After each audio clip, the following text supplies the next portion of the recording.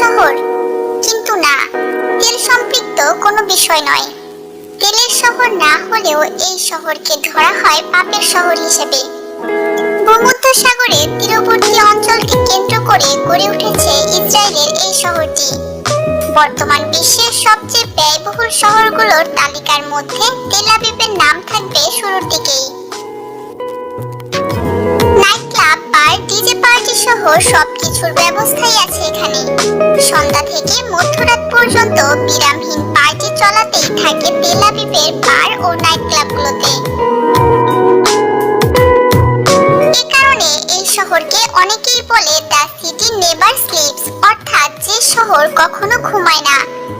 রাতের এই উন্মাদনার কারণে তেল আবিবকে ইসরায়েলের পাপের শহরও বলা হয়।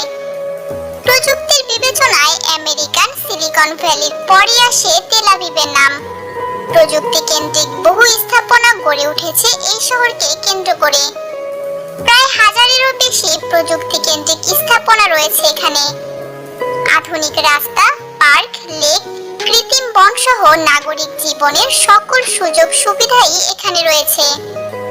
আধুনিক পর্যটন ব্যবস্থা ও যাবতীয় বিনোদনের সকল সুযোগ থাকায় পর্যটকদের কাছে তেল আবিব অন্য এক মাত্রা পেয়েছে। তাই বছরে সাগর তীরবর্তী এই শহরে 30 লক্ষেরও বেশি পর্যটক ভিড় করে। তাছাড়া এটি বিশ্বের অন্যতম গুরুত্বপূর্ণ অর্থনৈতিক কেন্দ্র হিসেবে পরিচিত। তেল আবিব শহর প্রতিষ্ঠিত হয়েছিল 1909 সালে। এর আগে অটোমান সাম্রাজ্যের অংশ ছিল এটি। আহুজাত বাইতের অর্থ হলো বসত বাড়ি বা ভিটেমাটি। পরবর্তীতে বাইবেল থেকে অনুপ্রাণিত হয়ে নাম দেওয়া হয় তেল আবিব, বাংলা করলে যার অর্থ দাঁড়ায় বসন্তের টিলা। ইহুদি আদিবাসীরা আধুনিক আবাসন প্রকল্পের কথা চিন্তা করেই এর গোড়াপত্তন করেন। তবে তখন শহরটি গড়ে উঠেছিল ভূমধ্যসাগরে প্রাচীন বন্দর নগরী ও বাণিজ্যিক অঞ্চল জাফাকে কেন্দ্র করে। এখন পর্যন্ত জাফা তেল আবিবের সবচেয়ে পুরনো অংশ। 1947 থেকে 1949 সালের ফিলিস্তিন যুদ্ধের পর 1950 সালে জাফাকে অন্তর্ভুক্ত করে এর নামকরণ করা হয় তেল আবিব ইয়াফো।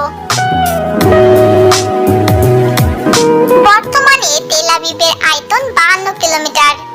2021 সালের হিসেব অনুযায়ী প্রায় 4,60,000 মানুষ তেল আবিবে বাস করে।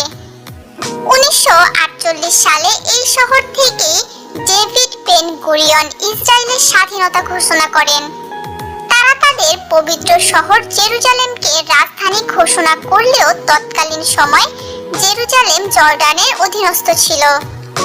সেই কারণে ইহুদিরা তাদের রাজনৈতিক কর্মকাণ্ড চালাতে তেল আবিব শহরকে বেছে নেয়। 1967 সাল পর্যন্ত তেল আবিব ইসরায়েলের রাজনৈতিক রাজধানী ছিল। 2021 সালের 173টি দেশের মধ্য থেকে তেল আবিব ব্যয়বহুল শহরের তালিকায় শীর্ষে উঠে আসে। বিভিন্ন পণ্য, সেবার মূল্য বিবেচনায় এই তালিকা তৈরি করা হয়। ডলারের বিবেচনায় ইসরায়েলি মুদ্রার মান কমে যাওয়ায় এখানকার জীবনযাপনের খরচ অনেক বেড়ে গেছে। বিশেষ করে পরিবহন খরচ ও নিত্য প্রয়োজনীয় জিনিসপত্রের দামে ঊর্ধ্বগতি দেখা যাচ্ছে। তেল আবিবকে বলা হয় মধ্যপ্রাচ্যের মিয়ামি। এখানকার সমুদ্র দেখলে বোঝা মুশকিল যে তেল আবিব না মিয়ামি। বিশ্বের পার্টি করা দেশগুলোর কাতারে তেল আবিব থাকবে সবার আগে। শুরুতে ধর্মনির্ভর দেশ ও জাতি হিসেবে প্রতিষ্ঠিত হলেও পরবর্তীতে এখানকার মানুষের ধর্মচর্চা নিয়ে তেমন একটা আগ্রহ দেখা যায় না, বরং তাদের অধিকাংশই ধর্মনিরপেক্ষ।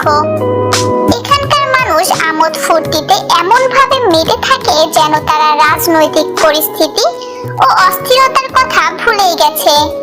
এসব দিক বিবেচনায় অনেকের কাছেই পাপের নগরী বলে বিবেচিত হয় তেল আবিব।